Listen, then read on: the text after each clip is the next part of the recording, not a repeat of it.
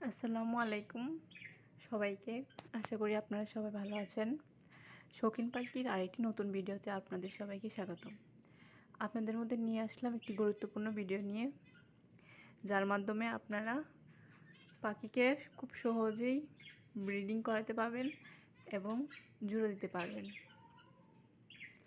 আজকের ভিডিওতে আমরা আলোচনা করব কিভাবে আমরা পাখিকে জোড়া দেব এবং কিভাবে পাখিকে জোড়া মিলাতে হয়। আমরা যারা নতুন পাখি পালন করে থাকি তাদের অনেকেরই এই সমস্যায় পড়তে হয় যে আমরা পাখির মেল ফিমেল চিনতে পারি না। প্রথমেই আপনাকে পাখির মেল ফিমেল এবং ছেলে মেয়ে চিনতে হবে। যদি আপনি পাখির মেল এবং ফিমেল চিনতে না পারেন, এতে আপনি সমস্যায় পড়তে পারেন। আমরা অনেকেই শখের বসে পাখি পালন করে থাকি। তো আমরা কিভাবে মেল এবং ফিমেল চিনতে পারবো? এখানে দুটি পাখি আপনারা দেখতে পাচ্ছেন। এখানে দুটি পাখির মধ্যে একটা মেল একটা ফিমেল পাখি আছে। মেল পাখি চেনার উপায় হচ্ছে যে ঠোঁট আছে, তার ঠোঁটের পুরোপুরিটা একদম গাঢ় নীল থাকবে। যে দেখতে পাচ্ছেন এই পাখিটা ছেলে পাখি। আর যে মেয়ে পাখিটা থাকবে সেই মেয়ে পাখিটার ঠোঁটে সাদা অথবা বাদামি রং দেখতে পাবেন। এই যে এটা মেয়ে পাখি আমার দেখতেই পাচ্ছেন। এই মেয়ে পাখির ঠোঁটে সাদা অথবা বাদামি রং দেখা যাবে। এখন চলে যাব পাখিকে কীভাবে আপনারা বাসায় নিয়ে আসার পরে কীভাবে জোড়া দিবেন।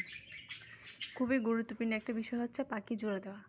আমরা যদি আমাদের পাখিগুলোকে সঠিকভাবে জোড়া দিতে না পারি, এতে করে আমাদের পাখিগুলা ব্রিডিং করবে না এবং ডিম বাচ্চা দেবে না।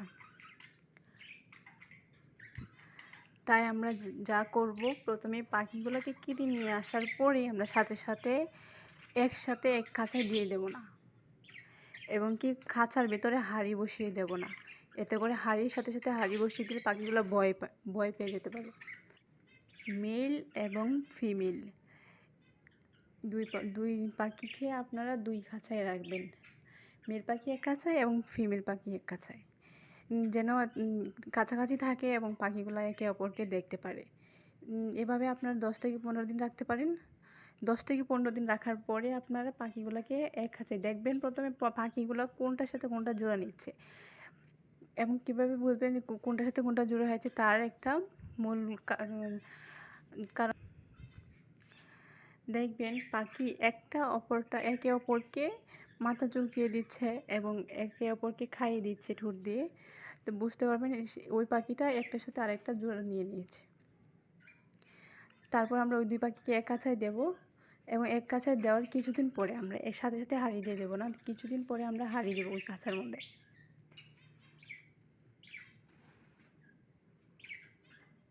হাঁড়ি দেওয়ার পরে আমরা খেয়াল রাখতে হবে পাখির ব্রিডিং হচ্ছে কি না, পাখিগুলো জোড়া ঠিক আছে কি না।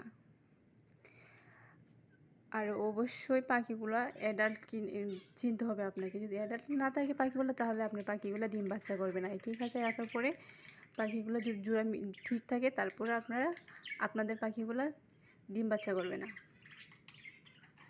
তো অবশ্যই আপনাকে পাখি অ্যাডাল্ট আছে কি না তা চিনে নিতে হবে।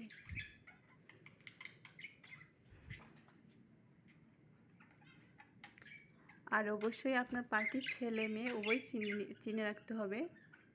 আর যদি আপনি পাখির ছেলে মেয়ে মেল অথবা ফিমেল চিনতে ভুল করেন, না চেনেন, তাহলে আপনি সমস্যায় পড়তে পারেন।